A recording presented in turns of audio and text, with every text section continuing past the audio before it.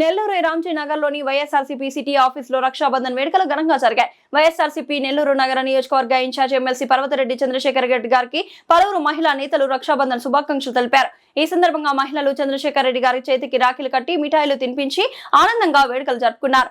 అన్నచెల్లెల అనుబంధానికి ప్రతీకగా నిలిచే రక్షాబంధన్ పండుగను సోదరభావంతో ఘనంగా నిర్వహించారు. అనంతరం చంద్రశేఖర్ రెడ్డి గారి ఆశీస్సులు అందుకున్న మహిళలు సంతోషం వ్యక్తం చేశారు. తమకు చంద్రశేఖర్ రెడ్డి కేవలం ఒక రాజకీయ నాయకుడిలా కాకుండా పిలిస్తే పలికే అన్నలా తమకు అండగా నిలిచే సోదరుడిలా అండగా నిలవడం పట్ల మహిళా నేతలు హర్షం వ్యక్తం చేశారు.